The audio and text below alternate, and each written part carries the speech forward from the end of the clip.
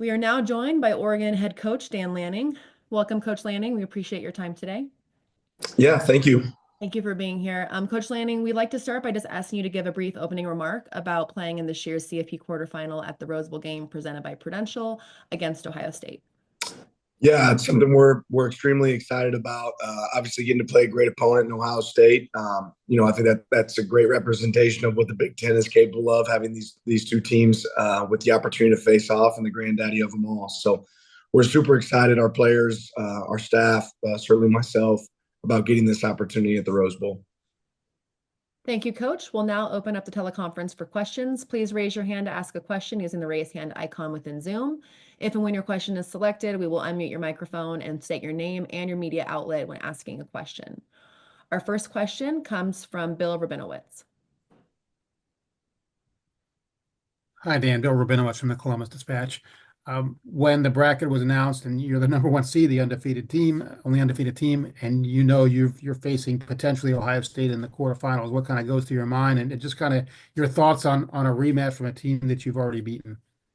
Yeah, super excited, right? Getting the opportunity to play great teams, that's what it's about. And this part of the year, I think when you play great teams, that gives you some extra motivation to go work really hard, to be prepared and ready to be out there on the field. So obviously Ohio State's a great team, and the path to the end is tough, which is exciting for our team and certainly for me.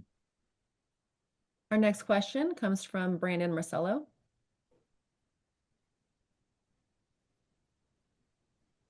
Hey, Dan, Brandon Marcel, CBS Sports. I was wondering, obviously any season's a long season, but this one could be especially so for you guys. And, I believe since 1894, we haven't seen a 16-0 college football program in the FBS. Obviously, I'm looking ahead there, but when you're going through this season, knowing how long a season can be for you, one, how difficult is it?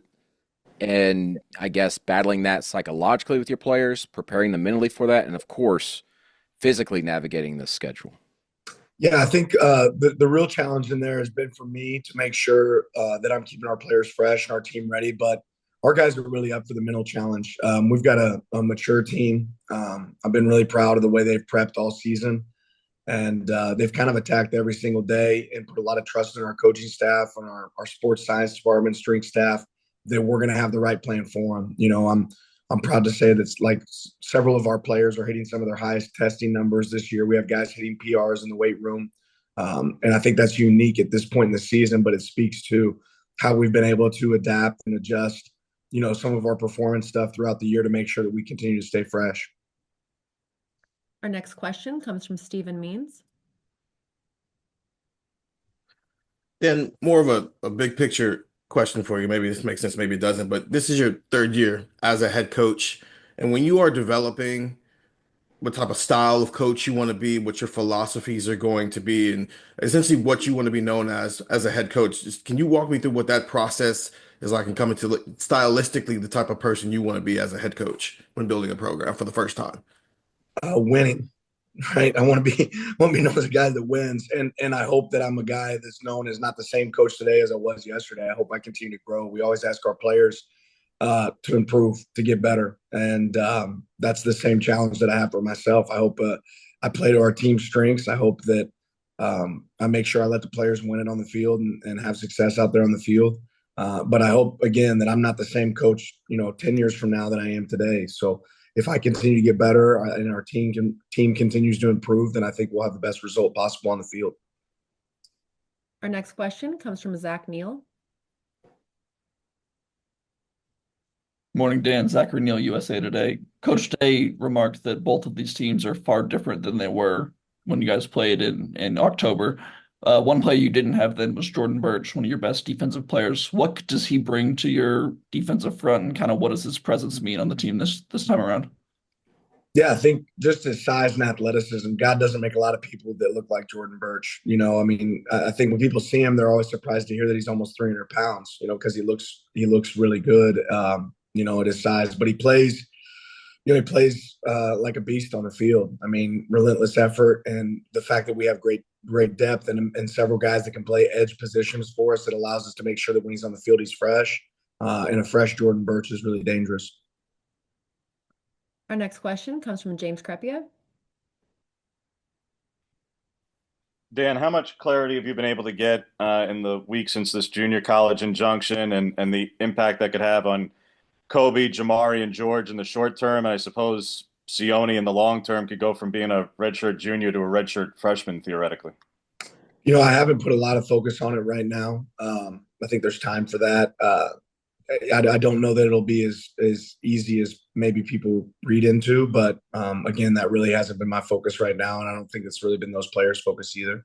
So we'll cross that bridge when we get there. If there's an ability to create that or not, we'll see. Our next question comes from Rob Aller. Hey, Dan, Rob Aller, Columbus Dispatch. Teams don't play each other in the same season very often in college football. I think you did with Washington last year. Is the attitude, philosophy, just stick with what worked before when you're going into the second one? Is there a tendency to think you have to put wrinkles in there, overthink things, or it says it worked before, it'll work again? How does that play out in those coaching meetings? You said you were from Columbus, Yes. so you want our game plan is kind of what you're saying. Are we going to do the same thing again? Yeah, they're paying me pretty well. Yeah, we're going to do the exact same thing, right? Every play, first call. No, you look at what worked, you look at what didn't work, you look at how your teams changed, and you try to play again to your strengths. You look at how your opponent's teams change. So there's going to be some differences in this game from the last game for sure. Our next question comes from AP Stedham. Hey, Coach, this is AP Stedham from AP As We See It. Coach, what distinguishes Will Howard as a quarterback, and what have you seen since the time you played him in October? Well, I think he has good size, obviously, and he's a big body. It's hard to get down. More than that, I think he's built a lot of confidence in the guys that he's able to throw the ball to, and even some confidence in the quarterback run game. I think you see him utilized a little bit more in the QB run game later in the season. But he does a good job of throwing good balls. He certainly threw a lot of good balls the other night, down the field, and was able to target those wideouts for explosive plays down the field. So he's playing really good football right now. Certainly played really good football against Tennessee. Our next question comes from Jordan Mendoza. Hey, Coach, Jordan Mendoza with USA Today Sports. Obviously, you guys have played this team before, but it's going to have been almost 3 months since the last time you see them. Just looking at Ohio State and what they've been able to do since then, how has Ohio State changed, and how does that kind of change your approach from how you approached it from the first matchup to how you're going to approach it now? I won't really get into the differences, but they're a really good team. I don't know if there's a more talented team in the nation. Obviously, they've got great weapons outside at wideout and across the board. Their tight end's a big target. The running backs are elite. I think they've settled in with their offensive line, and that's really shown up. And then defensively, they play with relentless effort. They've got talent across the board at really every position. Schematically, they pitch a lot of different things to you on both sides of the ball that stress you. The ability to play with tempo at times in offense and then slow it down and come out of a huddle. The shifts in motions, all those things show up. And then defensively, they kind of keep their foot on the gas, whether it's a pressure mentality at times and then coverage mentality at times. It seems like they're in the right call a lot of the time. So they do a good job on both sides of the ball with their coordinators, and their players do a good job of executing. Our next question comes from Matt Prem.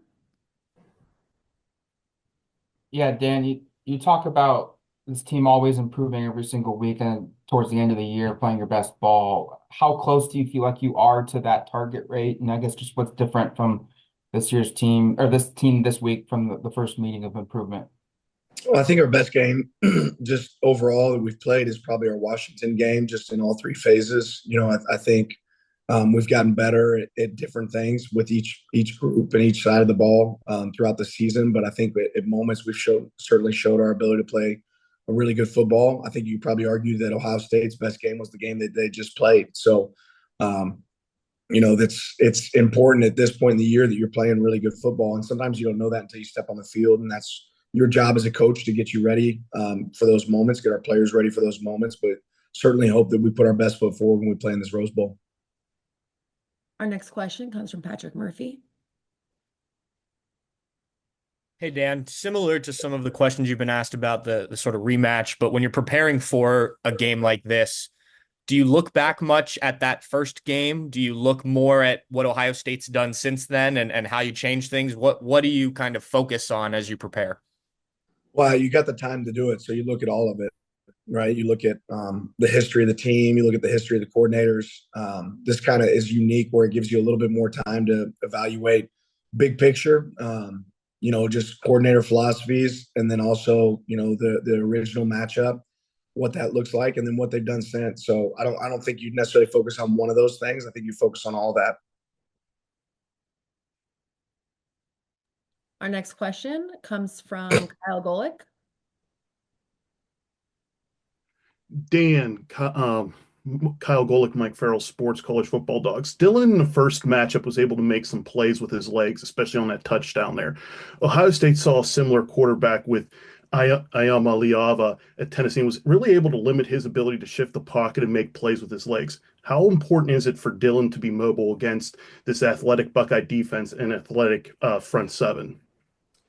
Yeah, I think it's important for Dylan to be able to take what's there, right? In a time that's going to be times that he's going to make those plays with his legs if they're in coverage. And at times that means he's going to have to be able to throw the ball. But Dylan's proven that throughout the year that he can do both. Our next question comes from James Watkins. Hey, Dan. James Watkins, Cleveland.com. I'm just curious, this game came down to literally the last second the first time. So how do you, with everything that's going on late game, keep track of timeouts, situations, everything that comes with a late close game?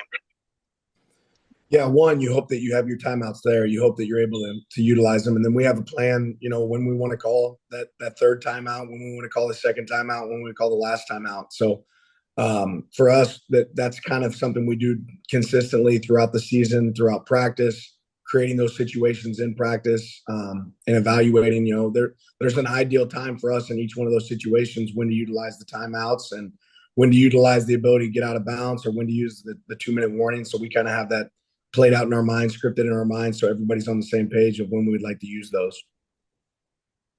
Our next question comes from Zachary Neal. Dan, you know well as anyone about how important that next man up mentality is. I'm curious how impressed you've been with what Ohio State's done on the offensive line this year after losing 2 of their key pieces up front. Yeah, I think they've done a really good job. Obviously, they have good players, and they won several games last year with some of the guys in some of the positions that they're playing now. So I think that, having the ability to shuffle and put guys where you need to be able to put them, and then create that continuity is really important, and they've been able to create that. Our next question comes from Brianna Armanthus.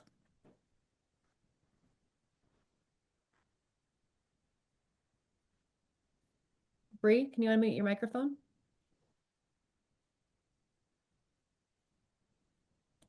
Okay, we'll move on to the next question. Next question will come from Ralph Russo.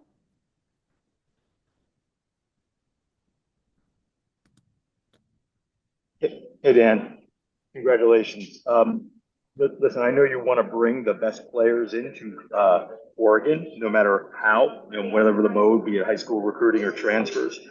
But and you saw how that's done at Georgia. But when they're not in your backyard, how does it change the strategy when you don't have as many of those players within a 90-mile drive of campus? How does it change the strategy to get them? Well, I don't know that the strategy necessarily changed. I think it's more about identifying the right people that are comfortable with going where the best fit might be and not the most convenient. And that's kind of something we consistently preach when we're evaluating talent that can come here and help us is, are you looking for the best opportunity, or are you looking for the easiest opportunity or the most convenient opportunity? And, in our program, we talk about sacrifice. Sometimes you sacrifice distance for the right place, the right fit, the right place where you're going to develop. And we've had a lot of success doing that. Our next question comes from Joey Kaufman. Hi, Dan. Joey Kaufman from the Columbus Dispatch. This I guess in the past for January 1st bowl games, including the Rose Bowl, sometimes teams have gotten there like a week ahead of time. It seems to be maybe changing a little bit in the expanded playoff era. Ohio State's not getting there until closer to the game. Just as it required your travel schedule to change, how different is this week going to be versus past times you guys had like a January 1st bowl game? Yeah, it's a little different. We'll get there earlier than we would normally get there for a game, just because of the requirements of the bowl. But ultimately, we would like to get there as close as we can to a normal game week. So we'll be probably similar mindset to those guys as far as getting as many practices in as we can here on campus, and then going there later in the week. Our next question comes from Max Torres. Hi, Coach. Good to see you. Max Torres, Scoop Duck on 3. This team's been able to win a lot of different ways this season, whether it's shootouts or blowouts, dog fights. Can you just speak to how valuable that is as you guys enter this playoff? Yeah, I think it's been really important for us, for our team, to realize that we can win in a lot of different ways, and with that piece, knowing that if you're able to put all 3 phases together and you play your best football, you can have a lot of success. So, football games come in a lot of different ways, and being able to be a team that can win it in multiple different ways is important for us. Our next question comes from Tim May.